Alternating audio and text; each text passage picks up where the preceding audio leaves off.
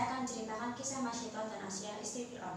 Masyito, perempuan salehah yang diceritakan malaikat Jibril. Masyito tidak gentar terhadap ancaman Fir'aun. Ketika Rasulullah SAW berisra Mi'raj, tercium aroma sangat harum.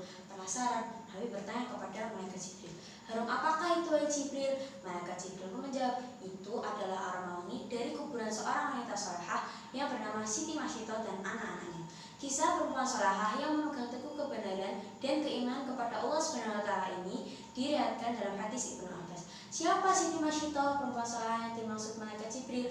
Ia hidup di zaman Fir'aun, si raja kejam yang menganggap dirinya sebagai Tuhan. Di sekitar Fir'aun ternyata ada beberapa orang dekat yang diam-diam juga beriman kepada Allah SWT. Mereka mengikuti tuntunan kitab Taurat. Orang-orang dekat itu adalah Siti Asyah, yaitu istri dari Fir'aun sendiri, dan Siti Masyito, orang yang mengurus putri Fir'aun. Seorang lagi bernama Hazakil. Ia adalah pembuat peti tempat Musa ditaruh untuk kemudian dihanyutkan di sungai. Di istana, Hazakil menjadi orang kepercayaan Fir'aun yang menikah dengan Siti Masyito. Suatu hari terjadi perdebatan sengit antara Fir'aun dan Hazakil. Fir'aun menjatuhkan hukuman mati kepada ahli sihir yang menyatakan beriman kepada Allah SWT. Keputusan tersebut ditentang keras oleh Hazakil. Sikap itu membuat Fir'aun curiga, jangan-jangan Hazakil beriman juga kepada Allah. Atas sikap Hazakil itu, Fir'aun mengganjarnya dengan hukuman mati. Hal itu tak membuat Hazakil takut. Ia tetap yakin bahwa Tuhan yang diimaninya tidak ada yang lain kecuali Allah. Suami Siti Masyito ini ditemukan meninggal dunia dengan kondisi yang sangat mengenaskan. Tangannya terikat di pohon kurma, badannya penuh dengan tusukan anak panah. Masyito sangat sedih melihat kondisi suaminya. Namun, dia bersabar dan berserah diri kepada Allah SWT. Dia berkeluh kesah kepada istri Fir'aun, yaitu Siti Asyah. Asyah pun memberikan nasihat kepada Masyito dan anak-anaknya agar mereka selalu bersabar. Namun, ia bisa membaca isyarat dari Siti Masyito yang beriman kepada Allah SWT.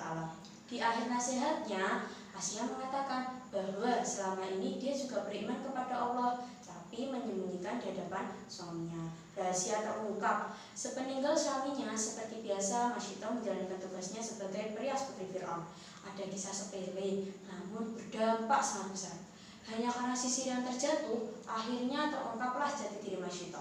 Saat itu, Masyito sedang menyisir rambut putri Fir'aun. Tiba-tiba, sisir dalam genggamannya pun terjatuh. Ketika mengambil lagi sisir tersebut, bibirnya refleks mengucapkan Bismillah.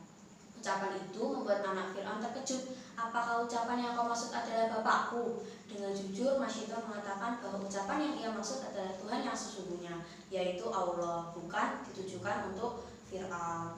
Jawaban itu membuat anak Fir'aun tersinggung. Berarti ada Tuhan lain kecuali bapaknya. Anak Fir'aun mengancam melaporkan keyakinan Masyito tersebut kepada bapaknya. Laporan anak Fir'aun membuat Fir'aun marah. Masyito dipanggil lalu ditanya oleh Fir'aun, apakah benar apa yang disampaikan anakku? Siapakah Tuhan yang kau sembah selama ini? Masyito tidak mengelak tuduhan itu. Dengan tegas, Masyito menjawab, "Betul Raja, bahwa tiada Tuhan selain Allah yang sesungguhnya menguasai alam dan isinya." Jawaban itu membuat Fir'aun semakin marah. Fir'aun memerintahkan para pengawalnya untuk menyiapkan minyak mendidih di dalam tembaga yang besar. Wadah panas itu untuk menggodok Masyito dan anak-anaknya. Pemandangan itu disaksikan masyarakat luas. Sebelum dimasukkan ke dalam minyak panas itu, Masyito diberi kesempatan sekali lagi untuk memilih, yaitu dia dan anaknya akan selamat apabila mereka mengakui ketuhanan Fir'aun, dan sebaliknya nyawanya akan terancam apabila mereka tidak mengakui ketuhanan Fir'aun. Tidak gentar, Masyito tidak gentar terhadap ancaman Fir'aun. Ia tetap yakin bahwa Tuhan yang sesungguhnya hanyalah Allah, bukan Fir'aun. Lalu Fir'aun memerintahkan para pengawalnya untuk segera melemparkan Masyito ke dalam minyak itu. Kisah ini disampaikan malaikat Jibril kepada Nabi Muhammad SAW bahwa Fir'aun memerintahkan para pengawalnya untuk melemparkan satu persatu anak Masyito di hadapan ibunya, hingga yang terakhir bayi yang sedang menyusu dalam pelukan ibunya. Ibu mana yang tega menyaksikan anaknya satu persatu tergerus minyak panas? Ketika bayi terakhir akan dimasukkan ke dalam minyak panas itu, Masyito sempat ragu. Kekuasaan Allah menciptakan bayi tersebut tiba-tiba bisa bicara. "Jangan takut dengan sanksi, wahai ibuku. karena kematian kita akan mendapat ganjaran dari Allah Subhanahu wa taala dan pintu surga akan terbuka menanti kedatangan kita. Riwayat lain, bayi tersebut meyakinkan ibunya, "Sabarlah wahai ibuku, sesungguhnya kita dalam pihak yang benar. Wahai ibu, masuklah karena sesungguhnya siksa dunia lebih ringan daripada siksa akhirat." Hadis riwayat Ahmad.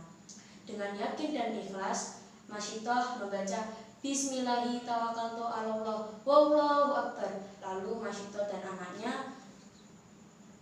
Masyitoh dan anaknya masuk ke dalam minyak tersebut. Ajaib, begitu minyak panas menggerus raga orang-orang istiqomah itu, tercium aroma yang sangat harum dari dalam kuali.